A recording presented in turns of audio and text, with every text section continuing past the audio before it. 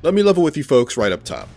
Code Violet is a bad game. If you saw tasteful, and sometimes not, screenshots and trailers of its beautiful brunette protagonist mixing it up with dinosaurs and felt compelled to pick this up just to ogle, no judgment, some judgment, but if you want something else from Code Violet, like a compelling story with interesting characters, or an engrossing crucible of tense and savvy action horror to conquer, then you've come to the wrong raptor-infested space station.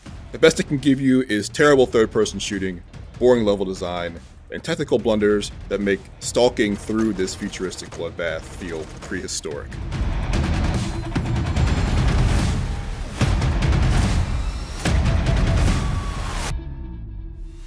Code Violet's story is unapologetically tropey science fiction, mixing far-future space colonization, genetic modification, and more to make this final girl survival story as impenetrable as possible. Where am I? Home. Bits and pieces of the tale are interesting, but that's mostly limited to side stories and lore found in the journal entries of victims scattered among the wreckage. But almost everything you play through and watch in a cutscene form is derivative, awkwardly animated and acted, and forgettable. All the new and drastic revelations that should be monumental to the story at hand instead feel rushed and full of twists and turns that are either undercooked or entirely too convoluted. The very few characters you meet are barely more than one-note exposition dispensers who you'll watch our hero Violet worry and cry over and never really understand why. God, no! No! Violet herself is a hollow shell with no motivations outside of incredulously doing what other characters tell her to do. She's meant to fill a sort of Jill Valentine or Lara Croft archetype of tough gals that can think their way through most challenges and shoot their way through the rest. But while those two legends have agency and capability, Violet's own thoughts about the happenings around her seem absent from most interactions. She only feels particularly good at anything when I'm in the driver's seat, tiptoeing down hallways and filling dinosaurs full of lead.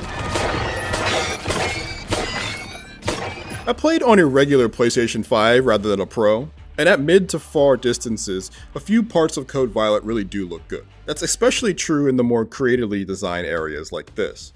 When you get up close, however, textures can get muddied and metallic surfaces reflect light in gaudy ways that seem off-putting for the grunge and grime that sometimes smear them. And most of the heavy metal walls you'll skulk down are uninspired sci-fi staples that Doom 3 pulled off far more effectively 20 years ago. There's occasional flair, like these statues that would look more at home in a medieval castle than a space base. One curious thing I did always stop to look at were the soda machines and various oil paintings that stick out like a sore thumb in this setting.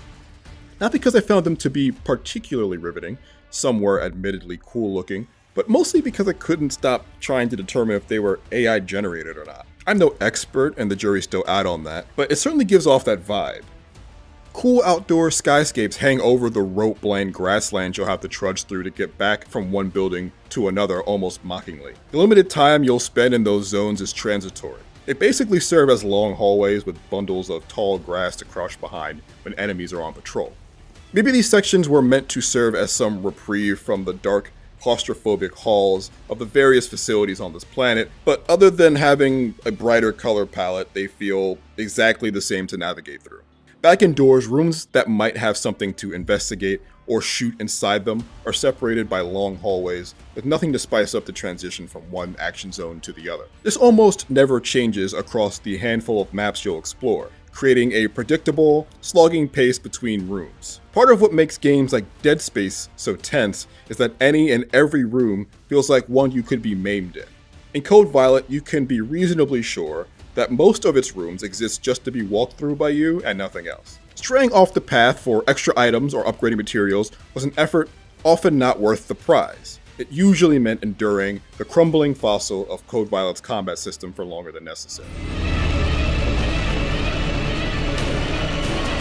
Violet herself is agile, and even has a Resident Evil style backstepping dodge, which you'll use a lot to create space between yourself and incoming dinosaurs. In a straight up skirmish with these scaly foes, a well-timed dash back can really befuddle the raptors, shattering their simple game plan of running at you, taking a big swing, pausing, and then doing it again. There's limited space, so there's really only so much room you can backdash before hitting a wall and making yourself a much easier snack to catch. The camera will collide with these barriers far sooner than Violet will, rendering any encounter that doesn't take place in the dead center of a room completely unintelligible for as long as it takes for the camera to get refocused. Indoors, this was a frequent headache and lingered like a second, scarier jump scare waiting to pounce after a raptor burst out of the wall. The variety of these Jurassic jerks is a letdown, with large or small velociraptors and that poison-spitting guy from Jurassic Park making up the bulk of these non-boss foes. Each type has their own behaviors, but they are shallow and predictable. These dopes just run around and swipe at you until either you or it are dead. These are usually in packs and make a conga line towards you, taking a swipe before running away, only to immediately turn around and do it all over again.